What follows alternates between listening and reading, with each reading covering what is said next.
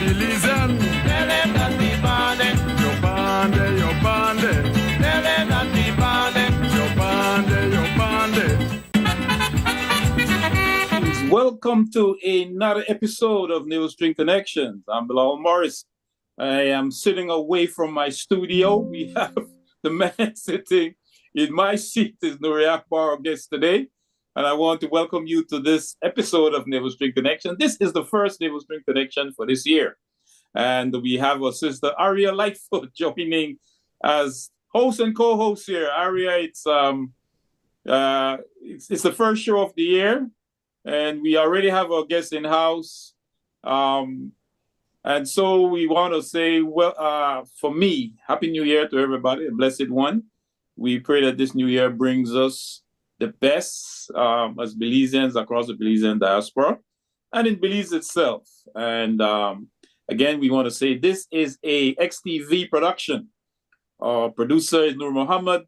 And though we don't have him today, we always want to thank Harlan, an XTV, the chief engineer, the man behind the controls over there. And we want to, again, send greetings to everyone. And without any further ado, I want to turn you on to ARIA, who will introduce our guest today, the man in the house today. ARIA? Hi, good night. Tonight is a pre-recorded show. Tonight is Tuesday. The show will be aired Thursday. So Harlan will be our technician for that day. Happy New Year, everyone. Thank you for tuning in. I think we're on our third year, if I'm not mistaken. And tonight we have our Nuri Akbar, who is a firebrand when he is online.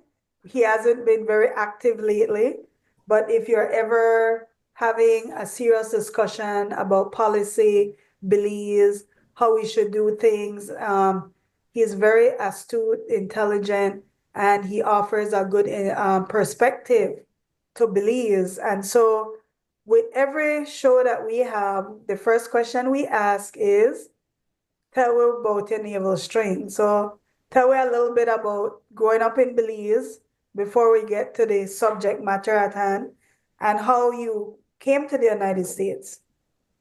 And Happy New Year. Thank you and greetings to my brother and sister, Brother Bilal and Sister ARIA, for inviting me to this program. And I want to congratulate both of you for doing this show and maintaining it. I believe this is your second year or third year. I'm not sure. But thank you for inviting me to this program, and congratulations to both of you for the hard work that you have been doing on this program. Thank you so much. I was born and raised in Belize City and spent all my childhood up until teenage years in Belize City. I attended Wesley Primary School right there on Albert Street that most of you obviously knows. I became involved with the local Muslim community as a teenager, which accentuated a lot of my community involvement in Belize, where we go out and engage the community, grassroots work. I then migrated to the United States in 1983. I was there for our independence. I was there for the Heads of Agreement and all that political instability that led up to Belize's independence. There were many things I didn't understand then as a youth that I understand now when I go back and review that period in Belize. And so I came in early 83 to Los Angeles to join the rest of my family. And that started a new chapter in my life. So just to go back a little bit to that period, because that was a very significant period for Belize. And I believe that Thursday, the President Carter funeral but just to tie it in, and condolences to people who really respected him and saw the value of a peacemaker. He supported Belize's independence, and traditionally, from what I've read in the past, the United States wasn't in favor of Belize becoming independent. A lot of it was a lot of negotiation between the British and the United States. They had their own different types of agreement dealing with quote unquote colonies of Britain and how they're dealt with. But not to delve into that aspect, but for your perspective as a young teenager growing up and seeing these changes happening in Belize, because one of the things I don't think we talk about enough is colonialism and what it is, how it affected our self-esteem, how it affected our laws, whether or not it was a system really designed for us to prosper in. Is that a reason why a lot of people left? These are different things we've never really examined as a society. But my question is, growing up young, you're new to a new religion and a new perspective. You're going out into the community. What was your perspective like during that period, which, as you said, was a lot of instability? I vaguely remember as a kid the curfew periods and seeing the British soldiers driving up and down all over the place, not understanding what the heck was going on, but this constant threat that, well, Guatemala might walk over the border. So that was me as a kid. What was your perspective as a teenager during that time? Tragically, there was not a lot of public education or popular education that accompanied the process of decolonization in Belize leading up to independence. What happened is we had party politics that muddied the discussion, and it confused a lot of our people. And on the issue of independence, it's important to note what was happening globally and connected to Belize. We had some major events that was unfolding in our region with Grenada, in Africa with what was happening in Zimbabwe, which was then Rhodesia, what was happening in South Africa. All of these political upheaval was happening around that same time, but Belizeans were completely disconnected from that, even from what was going on in Grenada, which was much closer to us geographically. And we had no clue as to what was happening with Cuba, obviously. So there was a major disconnect, what was happening in Jamaica. And as a result of not having proper popular education, public education, we had this kind of ambivalent feeling towards independence. We didn't have a clear vision as to what it meant.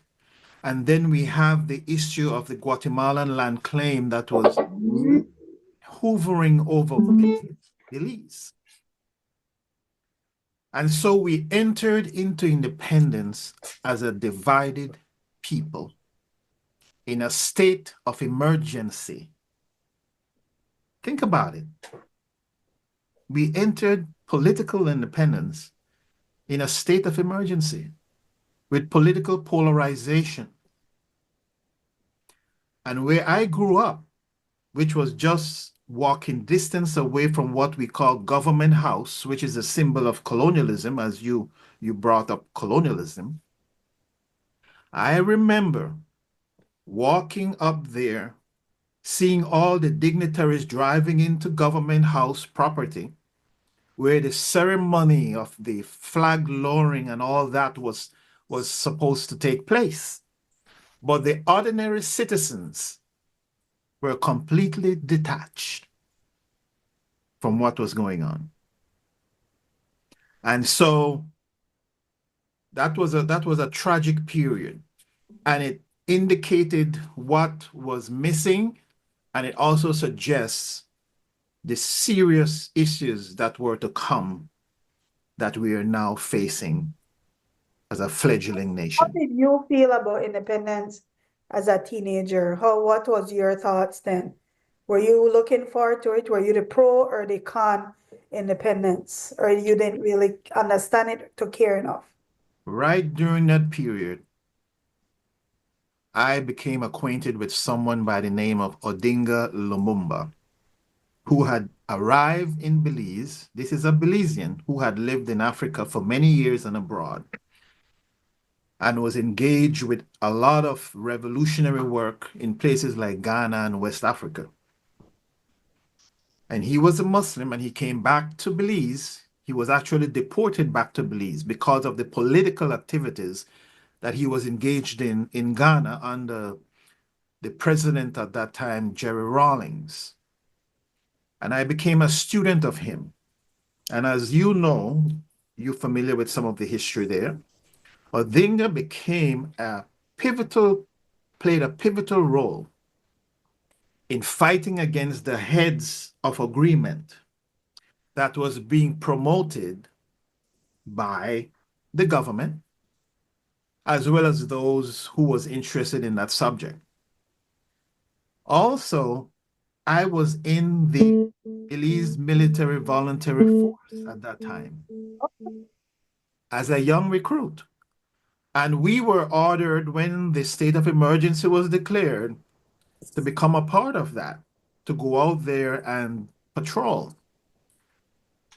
At that time, I remember asking my superior officer if I can remain on the post rather than going out. And I was given the permission to remain guard at the post, which was then located up at Fort. Do you remember where that home guard property was? Yes. Which has now turned into a tourist village? We used to play volleyball there when the military was still there. Yes. So I was conflicted, to answer your direct question, Aria. I was conflicted because of what I was learning at the time and what was going on domestically. I was conflicted.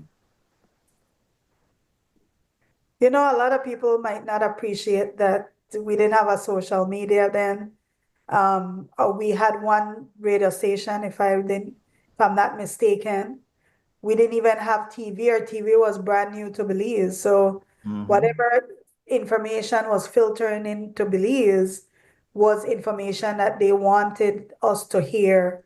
I believe Voice of America might have been the additional radio station that was playing at the time.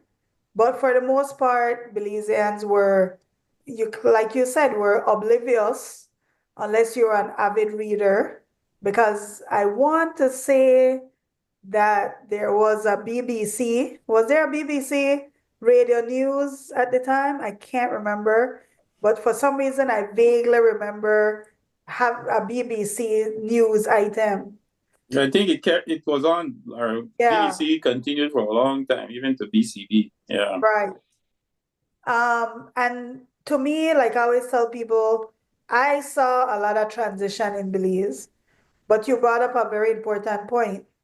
We came in as a divided people, and the divide really was political, and that has never stopped. I mean, we're witnessing the fact that that has never stopped. We came in with a British system that was designed to hold the British system in place, and it wasn't designed for nation building. We never went back and reviewed those laws. I'm into real estate. Real estate wasn't designed really for us to invest in it, barely to survive on it. And so our mindset wasn't a people that was there to build. Our mindset is that we were there to work. And you still see that. You see that as tourism, as they call it, is bringing in a lot of investment, yes, but we're not getting a lot of buy-in. Some people are, but for the most part, the average Belizean really is just a worker in a same system that we inherited, that we never dismantled or recreated towards a nation building effort. And interestingly, even in politics, our politicians are doing the same thing the British did. They're literally raping the country of resources for self-enrichment, which is a British design. But not to get into the politics, you're here, so I want to get into the politics. So you left Belize, you're young, and you have been introduced to different ideologies. One from Odinga, and I believe he must have seen a lot in Africa, because Africa has always had a lot of different types of revolution depending on what areas he was. And they have different cultures and the colonial things that were going on. So I imagine that the ideologies were dynamic. Now, when you moved to the States, was that your first time going to the United States? No. The first time I traveled abroad, believe it or not, was in 1981, just after the uprising in Belize, leading up to the Heads of Agreement. So I left Belize, there was still smoke burning in the street. Wow. But this was a visit that was part of the Muslim community work. And I was traveling from Belize to the Caribbean to attend Islamic Youth Conference in Port of Spain, Trinidad. And so imagine traveling for the first time during a very politically unstable period. And I remember the flight going into El Salvador. And if you can recall, El Salvador was going through a civil war in 1981. Yep. And when we landed there, the airport was basically a military zone. A military zone. And then flying from there to Florida and then to Trinidad. And then I came back, went to Chicago and to LA. I was gone for a month and then returned back to Belize. This all happened within 1 month. So that was a major education for me as a youth, returning back to Belize and continuing to engage with the work that I was doing at that time. But to go back to your original question, which was, how was I impacted by some of the things that Odinga was exposing me to? In Belize, nobody was talking about what was going on in South Africa. Nobody was talking about what was happening in Grenada with Maurice Bishop and the New Jewel movement. We were completely, totally detached. We were not even familiar with what was happening in Central America, with the civil wars that was raging in that area. So I was being educated rapidly during that time on these issues that most Belizeans were oblivious to.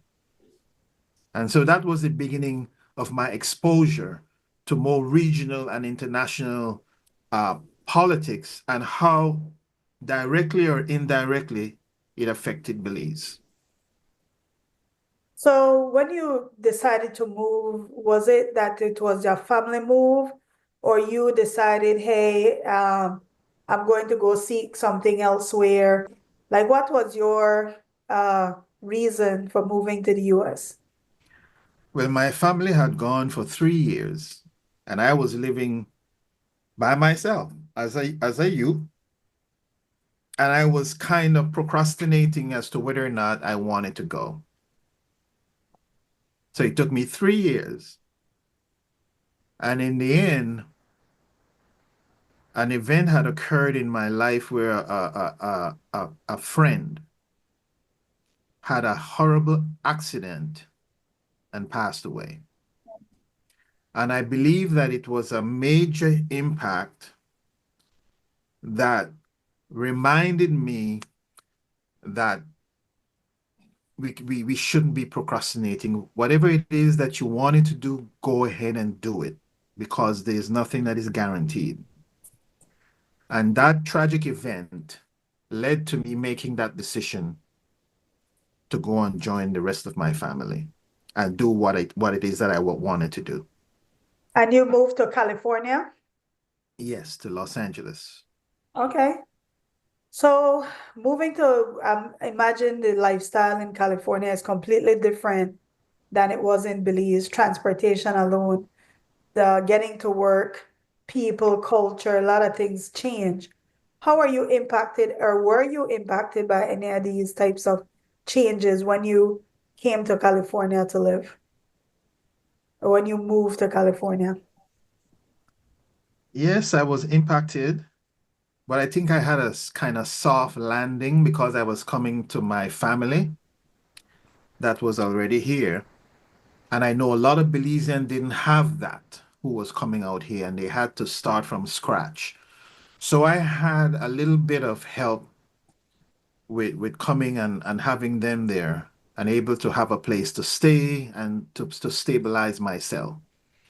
And then end up getting a little job and then started going to school part-time using public transportation for the first time in my life.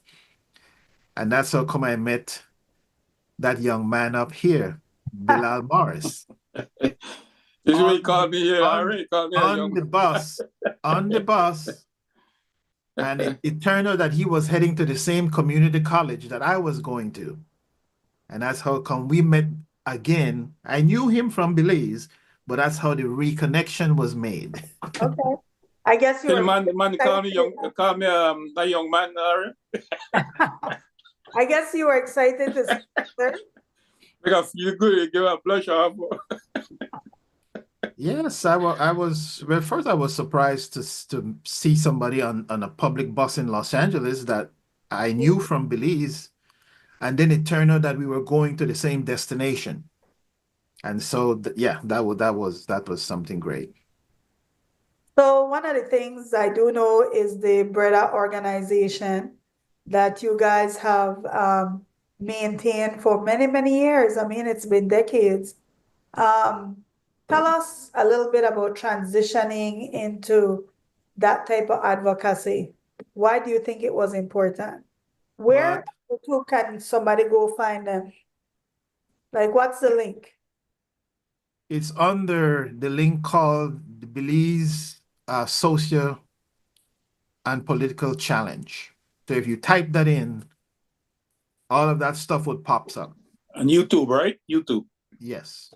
YouTube. Okay. Mm-hmm. So, Nuri, take us into. I want to move away from the diaspora because Brenner was mostly effective in the diaspora, though it advocated for land reform and you have not spoken about the agricultural project, trying to bring the youth out of the Belize city confines into sort of a self-sufficient aspect in the Motomara project. And its brainchild, Ishmael Omar Shabazz, the brainchild of Breda. But take us into your perspective now, in terms of your view into present day Belizean politics. As a student of politics yourself and someone who a lot of people have told you, why Nuri Akbar, you should have been vying for political office in Belize, right? Why have you not taken that step? Talk about your political aspirations, if there is any, or talk about your political history and how you view Belize as a Belizean citizen living in the diaspora.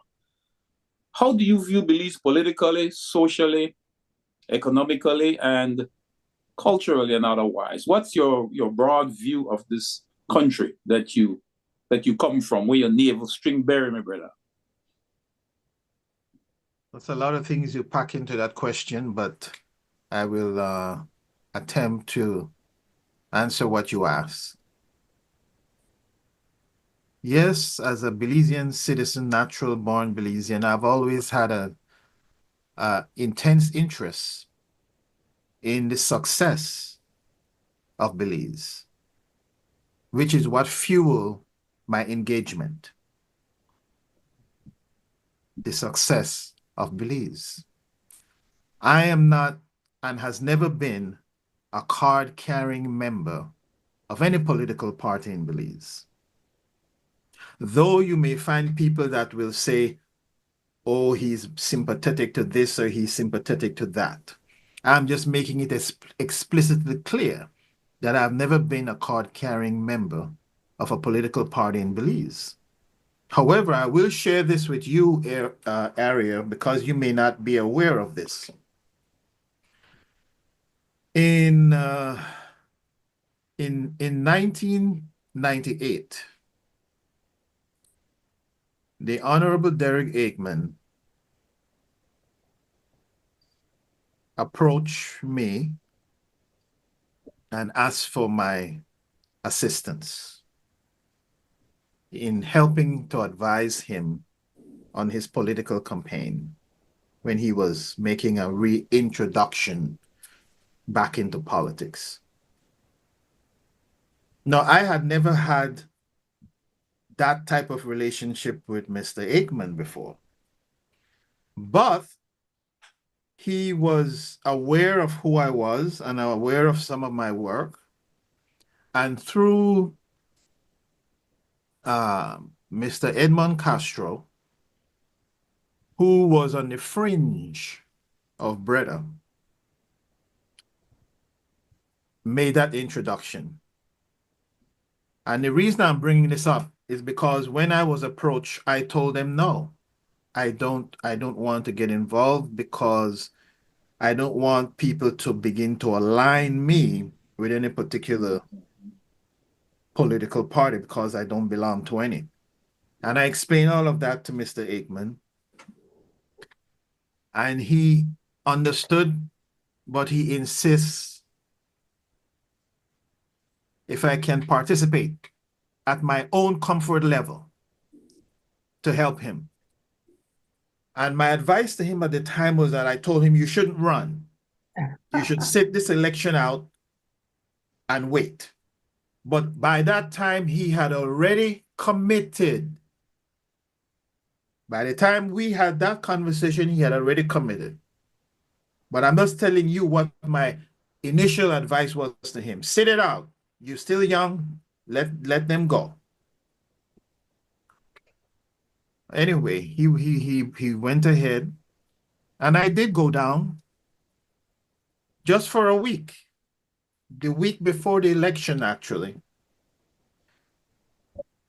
And I was with him, giving him some advice as to how to approach certain things in those final days, which at that point, there was not much you can do. But I also used the opportunity was to get a bird's eye view of the inner workings of a campaign. And I thank him for giving me that opportunity. Was to see the inner working, because he gave me complete and full access to the campaign. So I was in the polling station during the voting. I was in the counting room during the counting. So I got a pretty good insight view of what goes on. Were you ready to eat a ballot?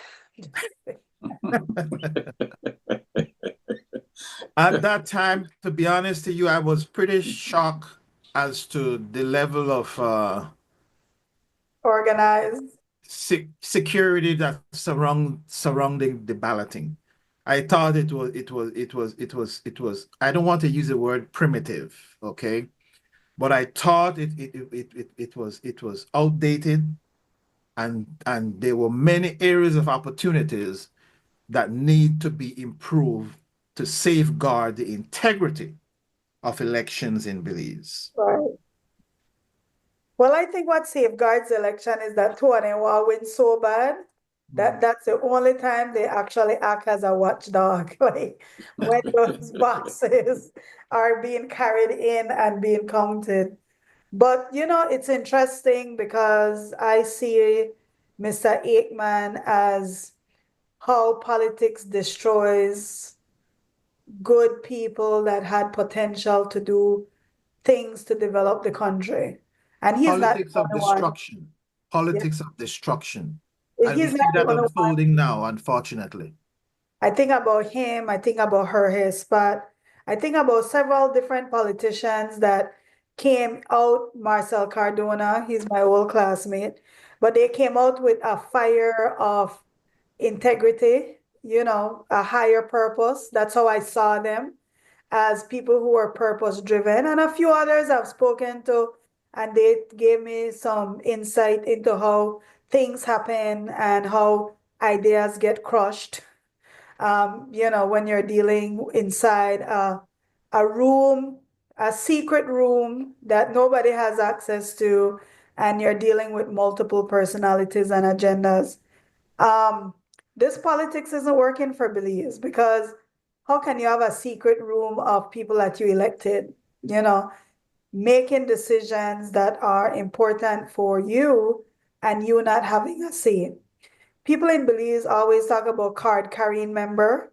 It's almost it's like an oxymoron. I don't know if that's the right word. It's an irony, because the beneficiaries of political parties in Belize are not the people who vote in elections. It's the people who sponsor, who run, who have special interest agendas going on. It's not working for Belize. We know it's not working. It's producing the same results over and over. Um, but we're talking, and we have all these educated Belizeans that know better. They know better. They know what should be done. They know the laws better than the average Belizeans. They know what should be done, and they're not doing anything about it. Because, again, what we're exchanging for today's pleasure, today's satisfaction, is our children's future and what the country is going to be like. Um, and it's concerning. I mean, if you're looking at it, and I really want to talk about land advocacy. In Belize, it's something that we don't really understand. We don't understand the power of ownership of land. What we see later on is somebody who understands the power come in and develop it and become extremely wealthy from it.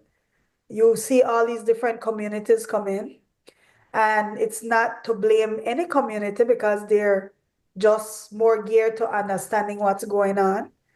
But Belize, the average Belizean is addicted to political party pettiness. I'll give you an example, and I thought about it recently. They were doing some projects in Moscow, and they were trying to improve some infrastructure. The complaint was they kept stealing the stuff. They had to stop the project. And this is within your own community that benefits you.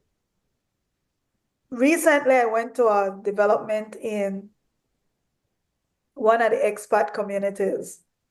I felt like I was in the United States at a high-end neighborhood. The roads are paved inside the development. They're sitting in front of lakes. The houses are beautiful. It's well maintained.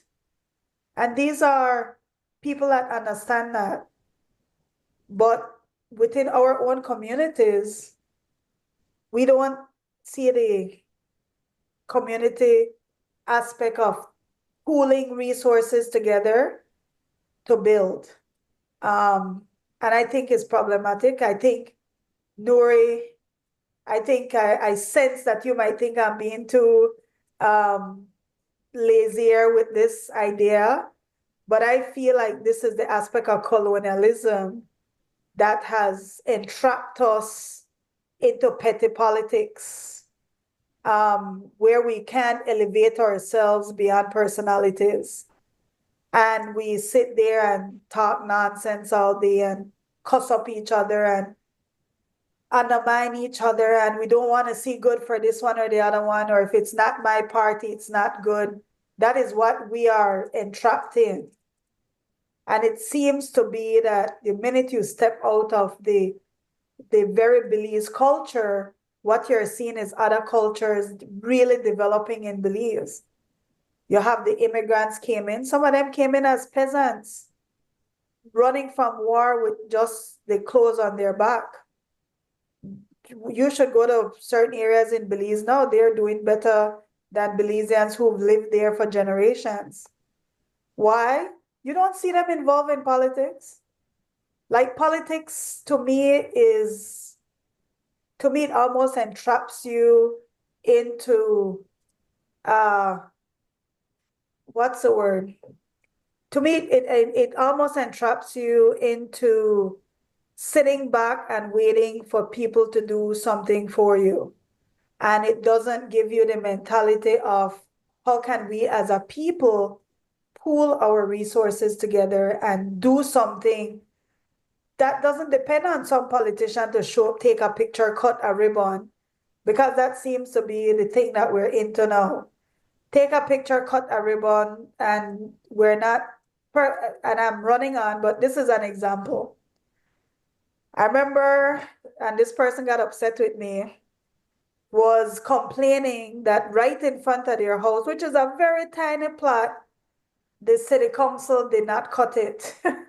And therefore the grass was now 1 foot tall.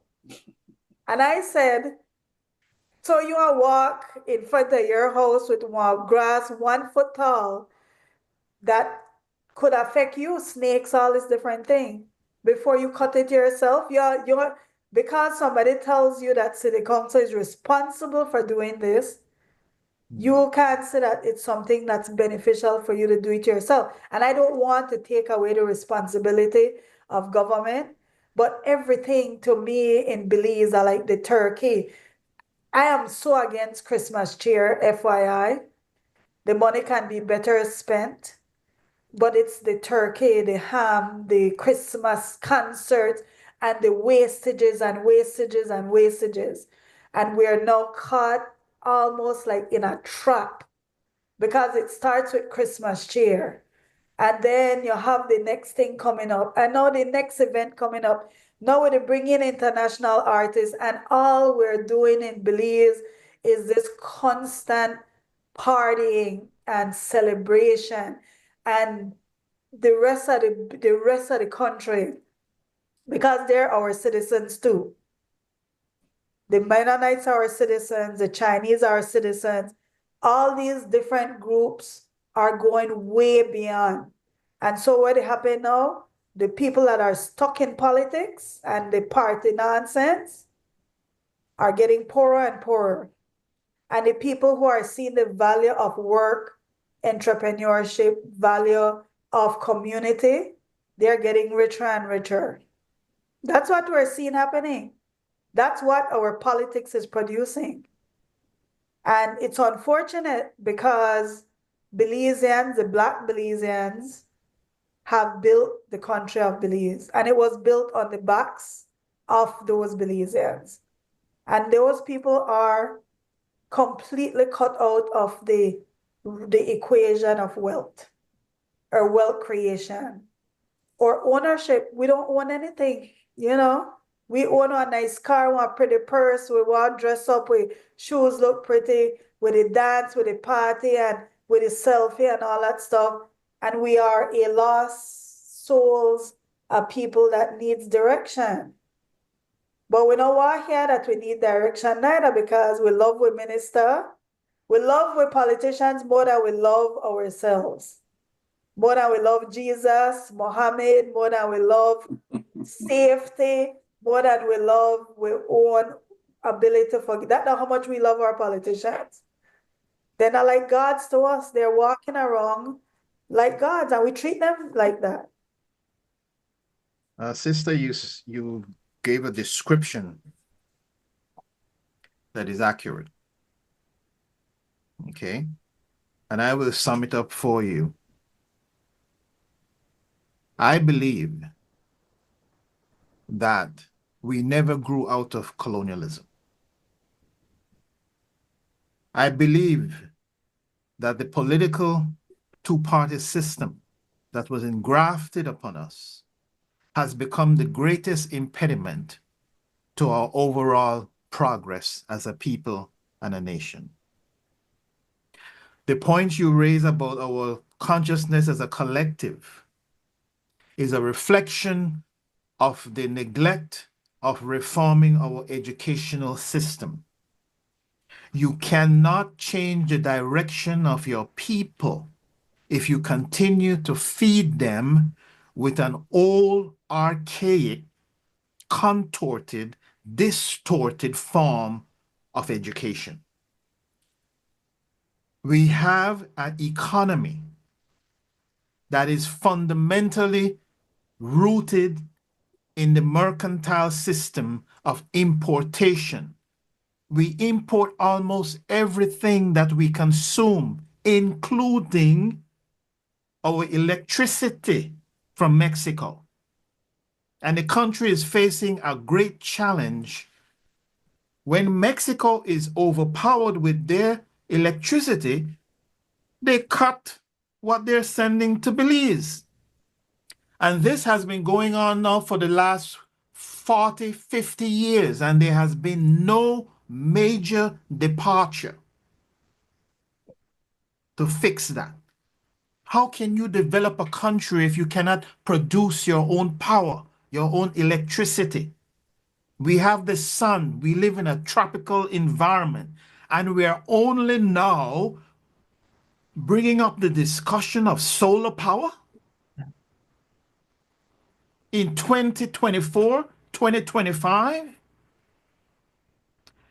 I submit to you that many of our problems is not as complicated as been conveyed to our people. And those who are in the political circle are the beneficiary of the political citadel that has dominated Belize, which is a family, friend, cousin, blah, blah, blah, all tied in. So we're not getting the best representation that there is. None of those people that are there are not necessarily the best representative. They got there through that citadel network of who you know and who you're connected with. And those people are then installed upon the garrison constituencies that we have. And some of those constituencies, as you are well aware, are in some of the most horrific condition. So if you can preside over a constituency in that condition and walk around proud representing that dehumanization, that is a graphic example of what is wrong with our system. How do you correct this? You cannot correct the way your people think unless you correct and tackle your educational system. The education reform that I have observed that the ministers are talking about, and I've been talking about for the last few decades, they're nibbling around the edge of the problem. They're not really doing educational reform. So nibbling around the edges of an issue is not solving it. And some of these investments are long-term. And because of the way the political system is designed, where everybody is looking for the next election, they're not committed to a long-term process that will go beyond their term in politics. And this is detrimental to the long-term development of Belize, that I'm only looking for the next election. But bigger than that too is constitutional reform. I just honestly don't understand why we did another constitutional reform when it was already done. The suggestions were given to them. Nobody took up any of the suggestions. We have the most educated lawyer class that's there that can advise Belize on how to create a system of check and balances. But the reality is that we don't want check and balances. We don't want it because the most educated Belizeans know better. They know better, and they have not advocated. They've not gone back into the system. Remember, it's all our taxpayers' dollar that has educated the most educated Belizeans. Most people who are attorneys and doctors are attorneys and doctors on the benefit of the taxpayer. Most of them did not go in pocket and educate themselves. But no, there has been a void, a gap. When people say, Aria, you always talk out about issues. The reason I do it is because to me, what you learn, I feel you should give back. And similarly, all these educated people know better. And I've heard it many times where they intentionally confuse Belizeans. I would use an example, but I know I get too political. But they use their education as a power move rather than use the education to develop the country. So what's happening now? You have a lot of people who have used regardless of what our politicians can display the worst behaviors. They can do the worst act. And Belizeans want the punishment at 5 years old, maybe 10, maybe 15. But after that, we're ready for getting our next break and getting a chance. And then we use them as the most credible people in Belize. So if my politician is saying something to me, forget what the scientists say, forget what this one is saying. What the politician say is true. I watch, like you said, the garrison, some of the poorest area. I watch a reporter go in there and ask questions. And people that live in and I say it's deplorable conditions because Belize not have a shortage of land. As much as people think the land is sell, Belize are one of the most scarcely the least populated country in the whole world. That's how much land we have. So there should be absolutely no reason for Belizeans to live in swamp. And I talk about swamp, where a real swamp, where alligators and animals, snakes, they swim through, people that walk through all. How are we living? How do you have an ancestor that came to this country in 1600 and 400 years later? What is the justification for that person to be living in a swamp in the most deplorable conditions in the world? Because our country has so much land, and people always say land, no, they always say, I want to take one drive from Corozal to PG. Guess what you see? Land. Our government has the power of not eminent domain. Government has the power to go in and take land and develop land.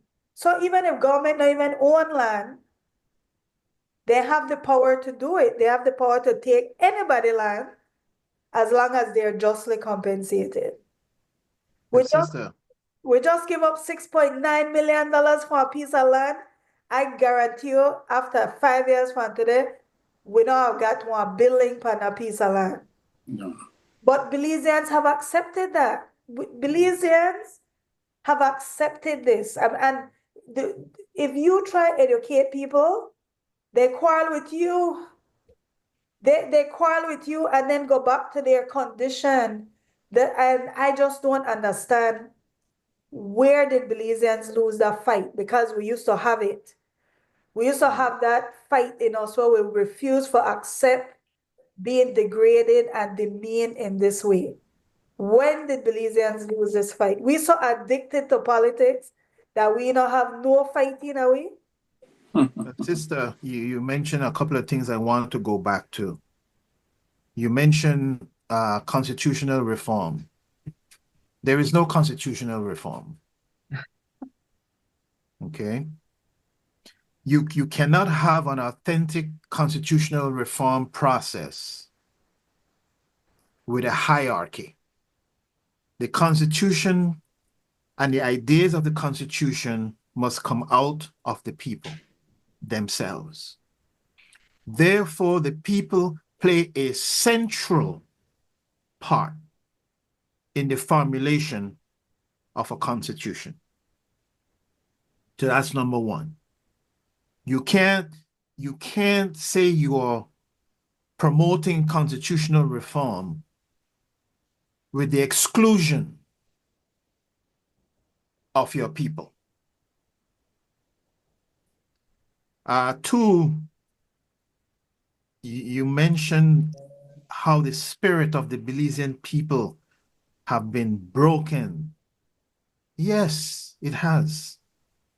The system was designed that way. You are beaten down into the ground to accept the conditions that you live in. And those that come forward or oppose, and this method is not new. This goes back to the slave plantation. Those that refuse to be on the plantation are usually punished and make examples of. And that's how the system was set up and designed. And it's functioning now. In 2025 going forward, it's functioning now.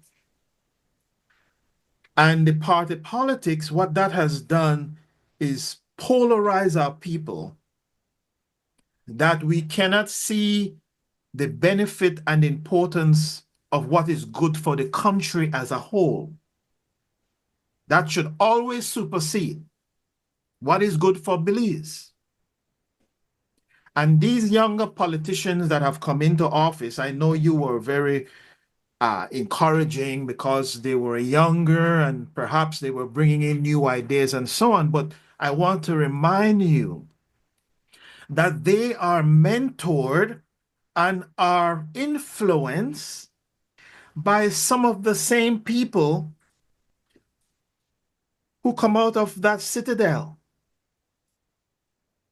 That is who is their mentors.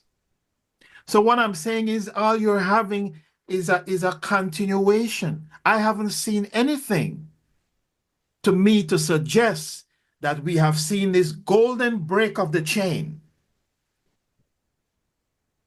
I haven't seen it. I have listened keenly to what some of these people are saying, how they talk, the language they use, and it's a regurgitation. They are not able to see outside of what has formed them coming up. Nuri, Akbar, you speak represent about a different paradigm. We represent a different paradigm because we were not influenced by that. You speak of sorry, but no problem, bro. I kind of cut your short there a little, but I wanted to, you spoke your line of discussion and your criticism of the system makes me ask you you have written a lot about structural reforms in Belize, and being a part of Breda and in your whole political life as a Belizean political activist, you have spoken a lot about structural reform. How can you and ARIA is discussing about this problem? Well, people are, they don't have no identity towards land reform and what land is. They don't even understand the value of land. They don't, and we talk about the development of the people there, how they're not organized. They don't have a sense of consciousness. What are some of the ideas that you have about structural reform that you want to bring to the table as a Belizean political activist? What are some of the structural reforms that you would like to see to help maybe fix this problem or hopefully end it, that we can come into meaningful independence and see how people develop?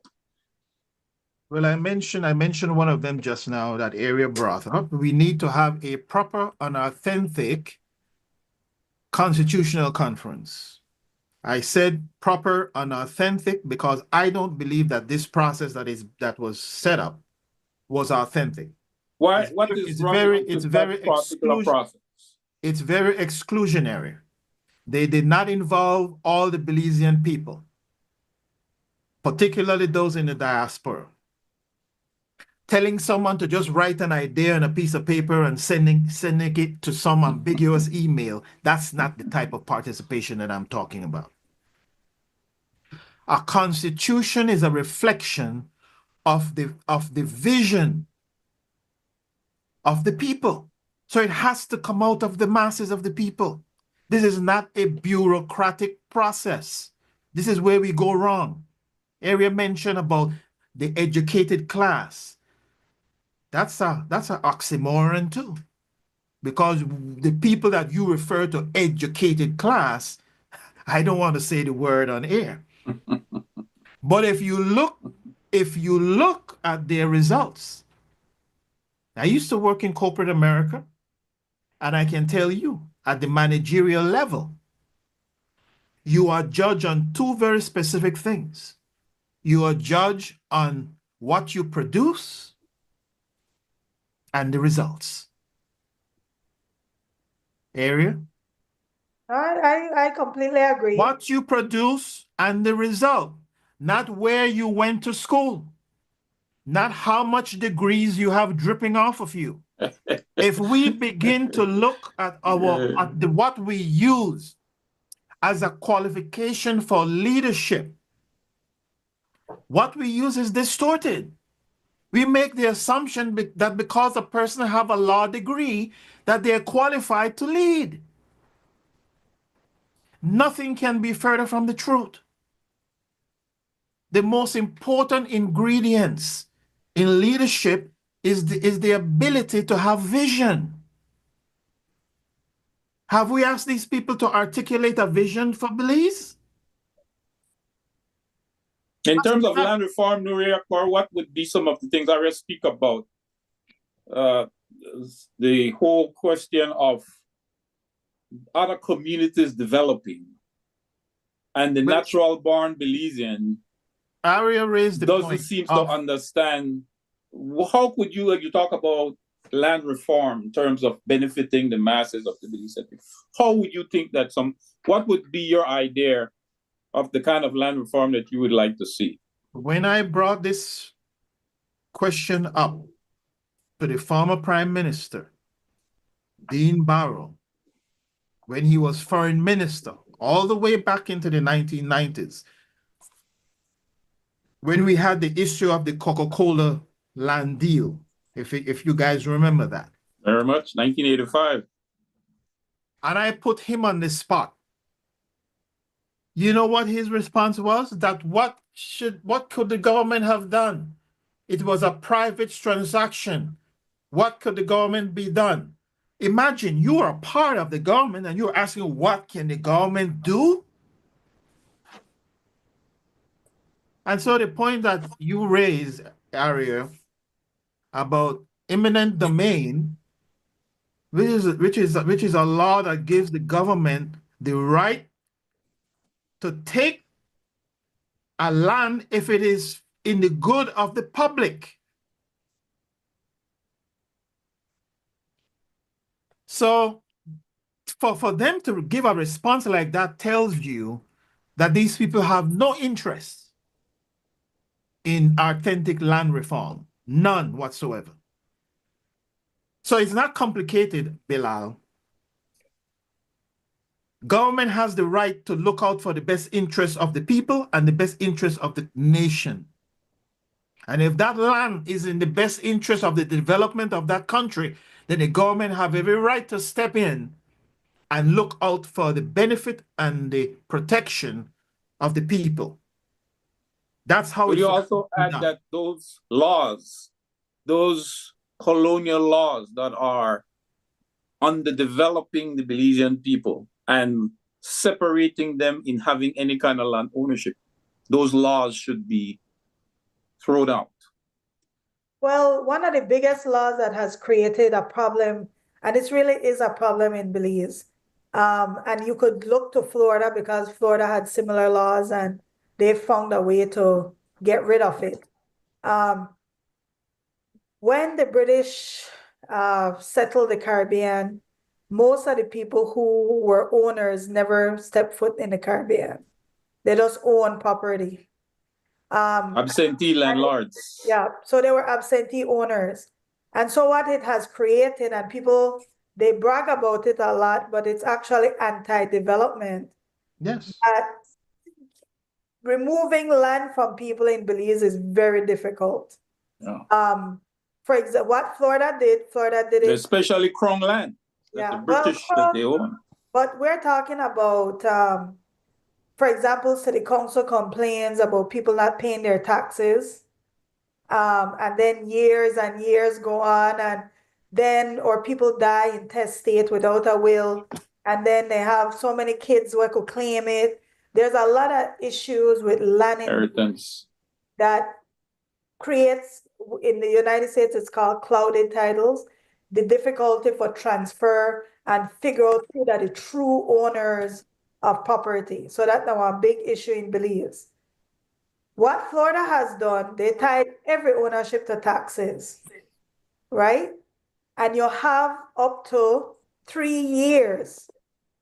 That amount of default that you can go to 3 years worth of default. And I've said this to mayor after mayor, but Latane tell me I am capitalistic.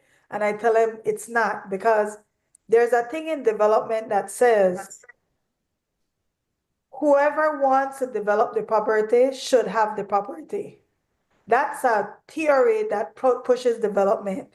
And you see it in squatting. For example, somebody not upon a land for 25 years, somebody come and squat. That's the theory behind squatting, that somebody will develop it and have need for it. So they will, whether or not they own it or not.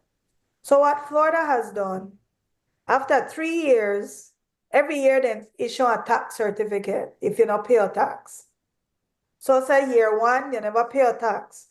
Florida issues one tax certificate, and BILAL could come pay my taxes on my behalf. And if I come back and pay my taxes, BILAL gets 6% interest because I have to pay the penalty to BILAL. That way the state always is getting its taxes paid. After 3 years, if BILAL pay my taxes for 3 years and you not show up, BILAL could go to the state and say, listen, I pay this tax for 3 years. I want you to do a tax deed sale. And the state will issue a sale. And if nobody shows up at the sale, and it's a public sale, but if nobody shows up at the sale, it's sold for the taxes. BILAL can buy the land for the tax value, and the state gets paid the taxes. And no matter if BILAL own it, you own it, these taxes will get paid 100% of the time. The other thing is, what it does, it makes people who are sitting on land and not doing anything with it, switches hand to somebody that's willing to develop it. And so it pushes development in your community. And it's not as cold-hearted. Different states do it differently. But they do the same thing in Belize with the lease land. You get a piece of lease land, develop it, they go take it, the government comes and take it away from you. So a lease land, it's different because one lease land that just government, they lend you the land. They say, hey, here's a piece, but we talk about title land. Title. Yeah, take your title after 3 years. 3 years. Do something with it. You just have to make sure you always pay your taxes. And the other thing is, you always have to maintain your property. And that's the other thing. If you don't maintain your property, if you're in our neighborhood and your grass high, the state will come in, they will cut your grass for you, and not go and pay your tax bill. So that the state will be paid when you come pay your taxes.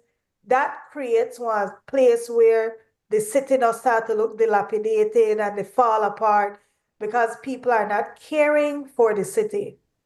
I only say this because we do understand poverty is a reality.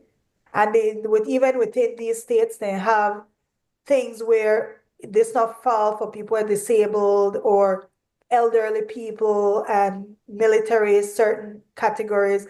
Then give one a break to those people where the state can create one service, help somebody with elderly with them and give them tax breaks.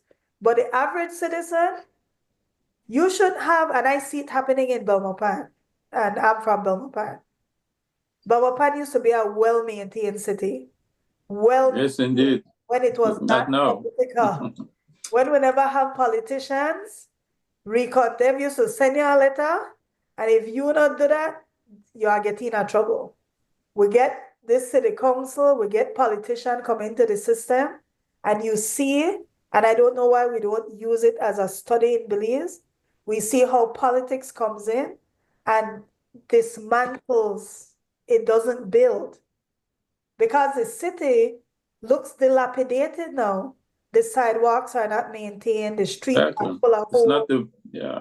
And with the city, they start to do the exact same thing we Belize City do. They do. They start to do Christmas cheer, partying, concerts. With the regress, like every time politicians step in. Big lighted Christmas tree for Christmas. Yeah, it regresses with this. Yes. With politics. Which reflects on the politicians running that city now. Yeah. In regards to the land situation, this is my belief. I believe we need to enshrine in our constitution that every Belizean citizen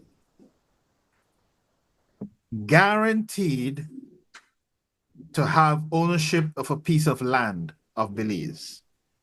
Guaranteed. So this is not going to be a gift from a politician. No. You know, I would agree with it though. I would word it a little bit differently because you have reached the population level where that would be a promise that can actually be fulfilled eventually. And what you should do is, if you fall under certain criteria, once you apply, you're put into now a lottery, but first come, first serve. It's ticketed, it's monitored. You'd have person 20, the 20th lottery become available. Or to me, what government should do is encourage the private sector to develop the land if government cannot do it. But they don't. I'm telling you, in Belize, everything becomes bureaucracy and corruption. Yes, Bureaucracy and corruption. I agree, but let me just finish this point. Okay, sorry. No, it's okay. I just wanted to finish this point. That every Belizean should be guaranteed a piece of land. And this should be in our constitution and a constitutional right of every citizen of Belize. However, that there has to be a clause that protects from people selling their properties. So there should be a period of time that property has to remain in the ownership of that person before they can run and sell it to the highest bidder that comes along. It must also be accompanied with land and resource education through popular education. We cannot continue to expect our people to move forward and not providing them with the proper popular education to empower them. So I'm saying these things, but it should be accompanied with proper education. And by proper education, I'm talking about popular education, not necessarily a classroom education, but with the disinformation of information that will empower the citizenry to understand the value of land, the purpose of it, and how to develop that land. This is how you empower people. And you would think that this should be out of the control of any politician. This is not something. And you would think that, very good point, Nuri.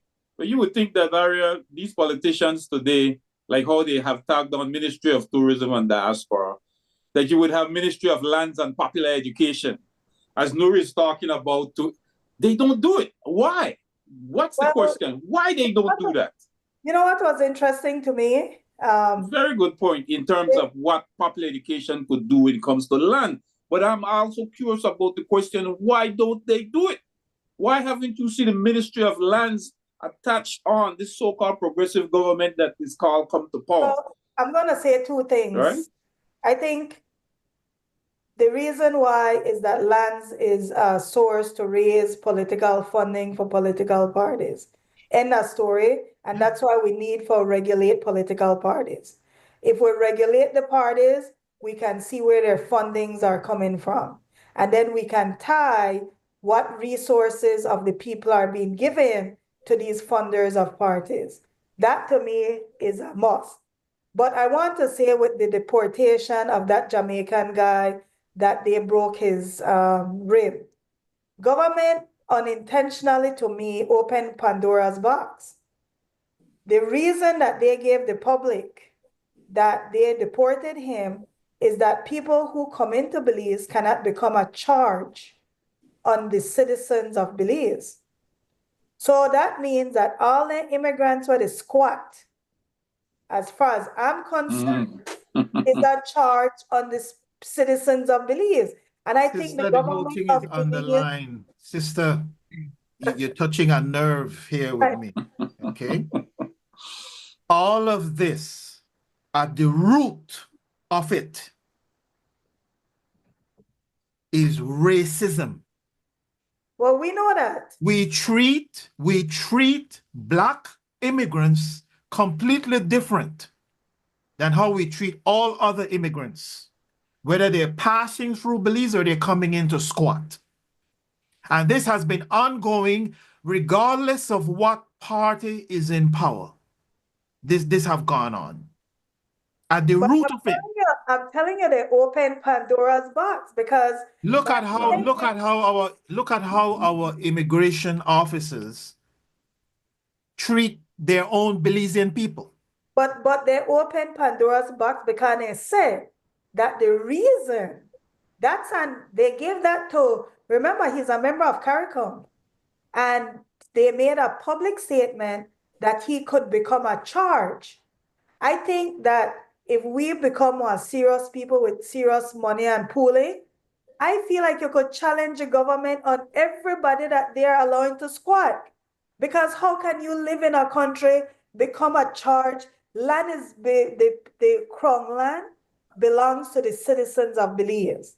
And you have other citizens come in, cause squat by your citizens. Indeed, Pandora right there. And they are a charge. So to me, immigration now need to fulfill their mandate, and they need to remove everybody that they have deemed a charge on the citizens of Belize. Yeah, but our here is that the citizenry holds a responsibility. At the 1992 Black Belizean Summit, Minister Golson proposed the bringing in of Haitians to off-balance and to balance the ethnic balance that was caused from the 40,000 Central American refugees brought in by the Price administration in 1980 by the UNDP. And I never forget that. I was shooting that conference at the extramural department. And there came in a bunch of sort of Tea Party Belizean Creoles sitting in the back, just like the ones that went to Parish Hall and chant about actual bad. And you know what they said? I had my camera, Minister Golden, Mr. Nemhard, Dr. Arne Elrington, they all sitting down. It's a Black Belizean Summit, addressing things that we are talking about here. But the main issue at point is what the ethnic imbalance that was going to be caused, which you're seeing today. We're talking about the squatting and all of these privileges these Central American refugees, immigrants are getting. And they were all Creoles standing in the back of that group. Looked like they came out purposely to chant down Minister Golson's idea. Well, and as soon as Minister Golson proposed the idea, they jump up and they say, we don't want no Haitians here. Haitians got AIDS. Well, and then they walked out the room. The reality is that we are, So we are part of the very problem, the same but very we're black part soul of class. political party agenda. That's why, like when you We say are you're not, racist too but when you say you're not a card carrying, against our own black people, right? nobody is a card carrying member of any political party. I hate for say it, no matter how much you wave the flag and whatever that the political structure, as you call it, citadel, but the way our system is structured, it is just a few owners in the political arena. And that's why I will say why you see the infighting that's happening with the opposition. Because you listen to what some of them are saying. The UDP, like this, that my party out there, you are bringing Yeah, somebody that I know approve of.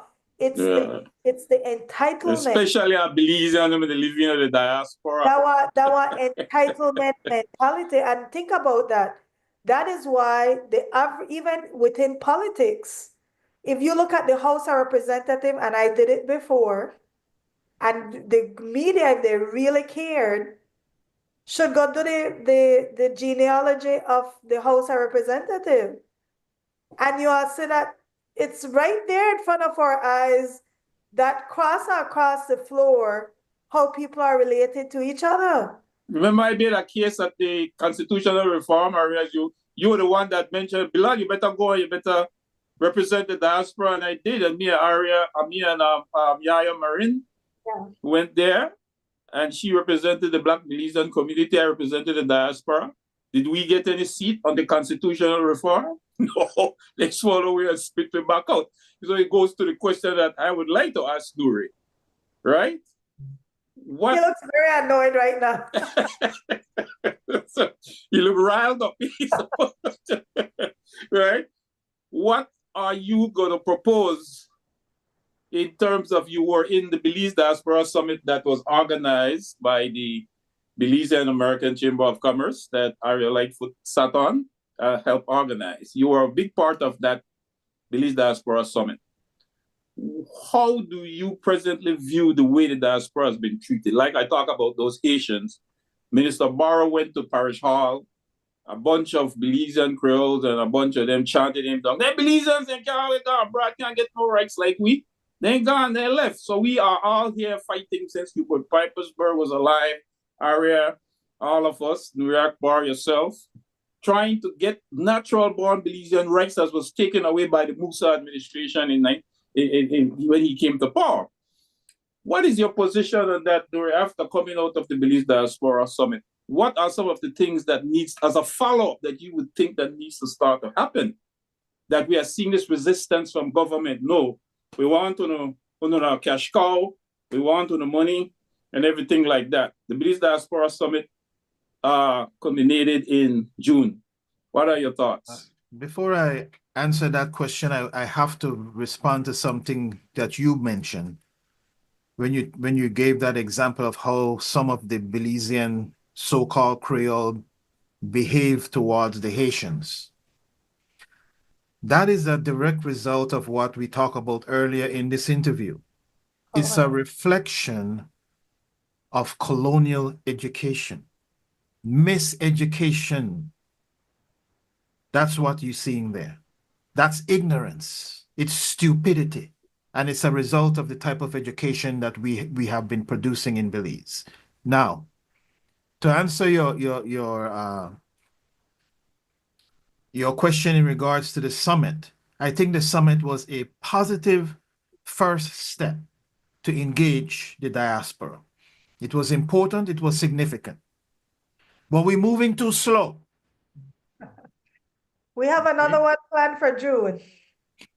I think the ARIA is not the organizers and what we did, but I think the ball has been put in government's lap, right? Is that what you're trying to say, Nuri Akbar? All I'm saying is that who is moving too slow? I'm saying that what was presented, what came out of the conference, should have been now taken up by those who make the laws in Belize. Those in power. Why the wait and the dilly-dallying and we need to know more and all these stupid comments, Yeah. right? Those, we have to get past that. This stuff has to be corrected, and it has to be corrected in a reasonable time frame. We can't sit here and wait for another decade for this to happen. There will be no Belize. I agree. I think that Belizeans abroad will need to organize and will need to lobby. Elections are coming up, but the way I see how elections are going, you know, Belizeans are an interesting voting population. Everybody they predict that one complete total loss for the opposition. But you and I know politics make strange bedfellows. Bedfellows, You know, yes, indeed. when desperation really hits, you start to say under table deals and whatever. But I don't know if PUP does win this outright win, if they will be able to maintain it for 5 whole years after that. Because there is a level of frustration happening for not only for us, The electorate. but we're talking about the electorate, the cost of living. That was a big issue in the US election that the Democrats completely ignored. But it was that was the number one factor how people voted. And people are not logical voters. I don't know if people didn't know, but what's his name? Socrates did not believe in democracy. He felt that the problem with democracy is that in decision making, you can trick people into going your way that has nothing to do with the better decision. I personally believe in democracy because I feel like ultimately gives you a decision to make and you have to live with the consequences, whatever they are, collectively, you have to live with the consequences. And we learn through consequences. I don't know when we want to learn, I believe, about politics and the urgent need to become active citizens. We've started the civic fellowship, and one thing that you mentioned about constitutional change, that it should come from the people. We just had about 50 young people when we did our first program. And out of 50 young people who all of them, well, except for two, most of them graduated high school already. Some were already in college. Some graduated college. Only two of those people had ever read the Constitution. And I want to ask, and I keep asking this question, how can you go through an entire system of education and which you are asking for us to improve, and you have no idea how your system is run? You don't know who should have what power. You don't even know what power you should have.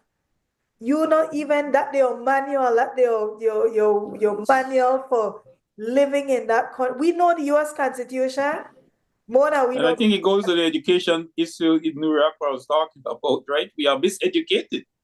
We are. As a social studies teacher, I remember teaching in Belize, and these children they don't know they recite, but they don't understand what that anthem is saying. Rather than even ask them who's the man that wrote it, they don't. That's worse.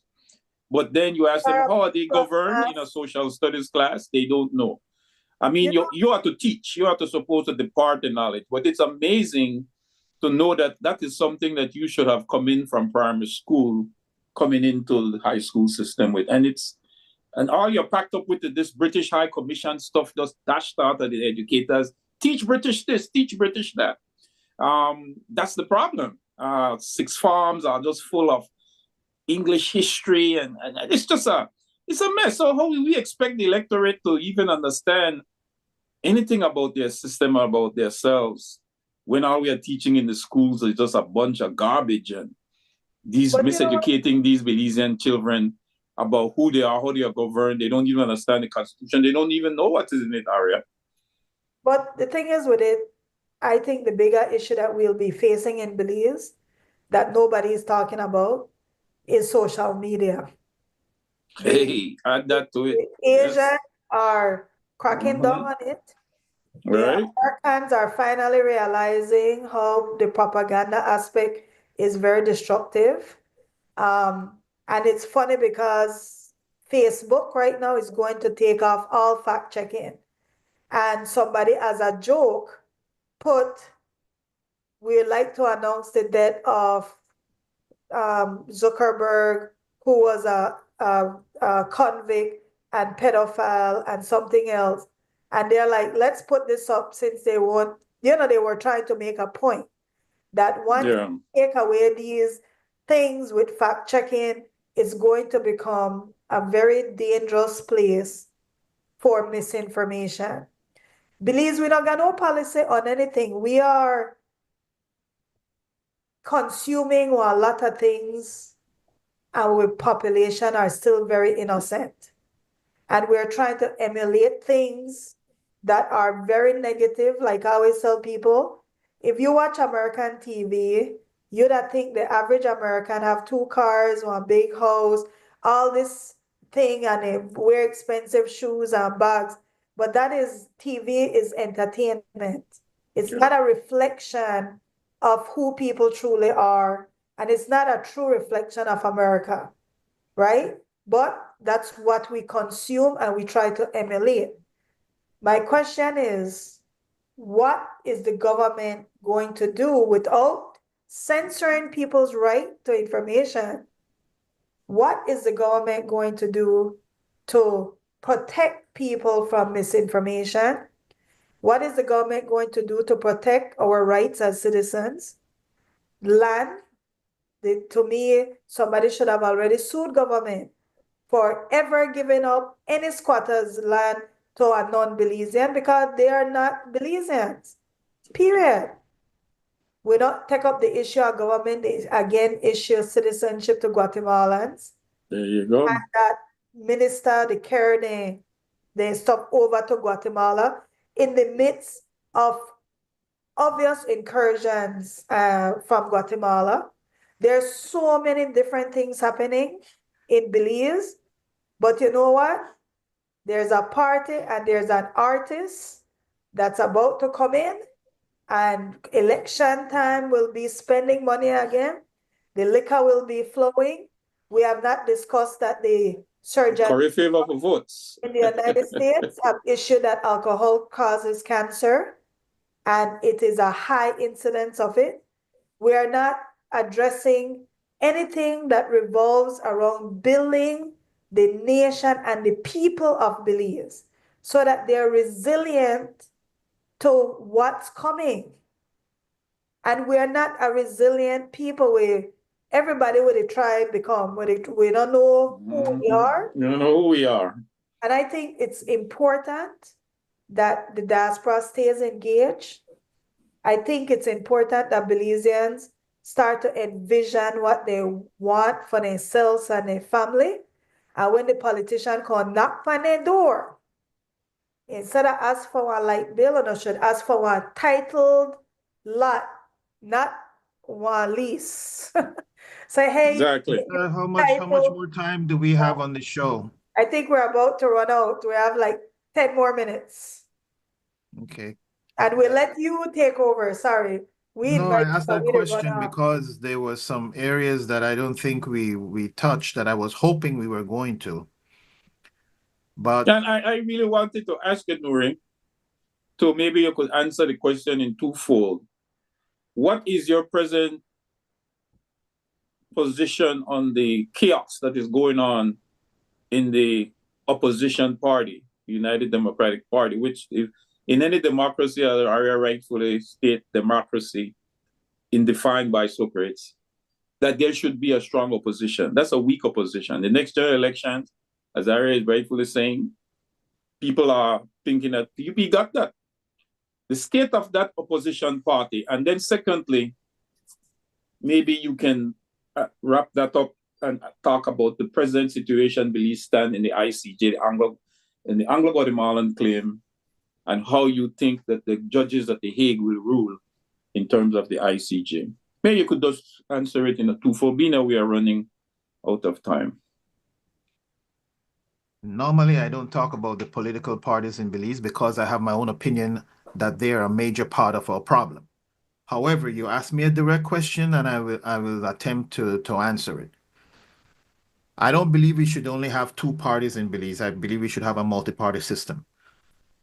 With what we are observing in that party, I can only give you an observation from a distance. If you can remember, I asked Shine Barrow when he was here at that diaspora conference and we had that round table.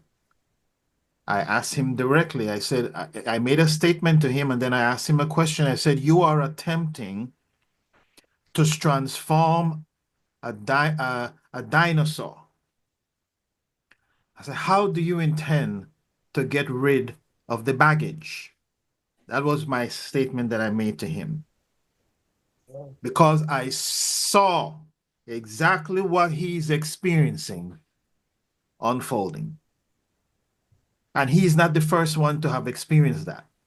Assad Schumann went through a similar thing with the PUP in the early 1980s in their internal struggle to attempt to, at that time, transform the PUP and challenge some of the dinosaurs that was in that party. He ended up leaving the party and leaving politics completely. But my point is that because of the way those mass parties are structured and the embeddedness of how they're interconnected with the people who benefit from that, that when you attempt to disrupt that, this is how you are going to be viewed. So the people that is opposing him, apparently, some of them, the major ones, in my opinion, has no credibility. And if I was in charge, they would have been kicked out of the party. So how do you make transformation when you have that type of internal struggle? Well, you know, ARIA, I don't think it's a bad thing if Shine Barrow does not represent himself as a party leader in this upcoming elections. Because you see, if they lose, they can't throw it at his feet. So let them run with it. And when the result comes in, you can't point to him and say, look, you led us into another disastrous election. So a lot of times in politics, what seemed to may be a negative thing can also be a blessing in disguise. So if I was advising him, I would say, let them run with that torch because I see what's coming around the corner. He's young. He's young. He has time. He has time. So that's what I see there. I think it's unfortunate. I think that Shine does not come out of the traditional narrative of how these people get into political power. Yes, his father was a former prime minister. Yes, his uncle was a minister. We understand all of that. And let me say for the record, I didn't get along with his father when he was the prime minister. I had major policy differences with him. Major. But Shine has to become his own person. He has to define himself. And he has to continue to believe in the vision that he has. I've heard him articulate some ideas that I've never heard from others. You see? And for those that have criticized him about whether or not he benefited from being the son of a former prime minister, well, there's very few in the current government that can boast of not having that connection. All of them benefited. Whether it is the current prime minister, he came up through the same ranks. Whether it is some of the ministers that is there in Belize City, they all came up through the same ranks. Somebody gave them a spoon, a golden spoon. Somebody opened that door for them. So nobody that is pointing the finger, you know the old saying, BILAL, when you point one finger, there's a thumb that is pointing back to you. So there's a lot of people that is making a lot of noise that has no credibility when you examine closely what's happening. So, as I said, not everything that looks like it's a negative can be a blessing in disguise. And your take on the ICJ? I have great concern about the ICJ outcome because I don't believe that Guatemala agreed to go to the ICJ just thinking that all of this that they struggled for the last 200 years is just going to get brushed aside. I believe Guatemala agreed to go to the ICJ because they firmly believe that they will walk away with something. And I think it would be naive on our part to believe that Guatemala, after 200 years, believe that they are going to go to the ICJ and walk away with nothing. If you believe that, you're really naive. And lastly, what influenced the International Court is politics. This is something that we tend to miss when we talk about this. We think it's purely a judicial process. Politics influence what happens in those courts. And we're in a new era now. In a few days. We're in a new era, and a lot of things are going to change. And whether Belize is prepared for it or not, if there's a mass deportation of some Belizeans back home, we can look at it differently. Some people might say, is that necessarily a bad thing? Or is it something that Belizeans need?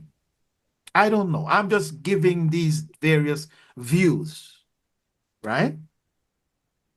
But there's a lot of It might be things. a blessing in disguise for Belize. It may be a blessing in disguise for Belize. As you bring people now that are with a wider vision of the world, with building skills and, not afraid of politicians. Yes. So it So might it be, may not necessarily be a bad thing. yeah, I agree. But with that being said, thank you so much, Nuri Akbar, for coming on the show. I think it was a very needed discussion, and we need to talk some more about it because I think we need to drive in the land empowerment aspect of it so that people can be educated. I try to encourage Belizeans who are living abroad to buy a piece of lot, like hold on to something because if you own it in Belize, you own it. If you have it in America, they could call for it anytime the economy changes. So own something in Belize. That's all I'm trying to encourage people to do. Thank you again. I always appreciate these types of discussions because I think that it leads to deeper thinking into how things are done, and maybe we can become more conscious of our actions and behaviors. So thank you. Thank you guys for having me to bring in the new year. Yes, you were. It's like Myrna Manzarares once said about him. So I met Myrna Manzarares and he said, "Where is Nuri Akbar?" I said, "He's right there." And Myrna Manzarares looked at me and said, "He was a firebrand." And he's so unassuming, like he doesn't have it. Yeah, may God bless my sister. She was a dynamic social activist, Myrna Manzanares. Yeah, we struggled in the diaspora with her, me and Nuri Akbar. We were very close friends. She did a lot of work for the diaspora before she moved back to Belize. Yes. So we are glad to have you on, my brother. You only brought in the new year, you bust open the new year. Just before elections. Things to Right. Just before elections, yeah. Yes, man. And again, we want to thank you, Brother Nuri, Akbar, for coming on. And we want to say to our viewers listening and watching across the Belizean diaspora, thank you for watching, our Belizean audience in Belize. We want to say this has been a XTV production. Our producer is Nuri Muhammad. And we want to always big up our brother Harlan, who has been the engineer for this show. And again, we want to thank Nuri Akbar again for coming in and being our guest. And again, we want to say to you, thank you for watching. Thank you. I am a true born Belizean. Tell them that we ballin'. Belize my home, my native land. Tell them that we ballin'. I want you people to understand. Tell them that we ballin'. I am proud to be a Belizean.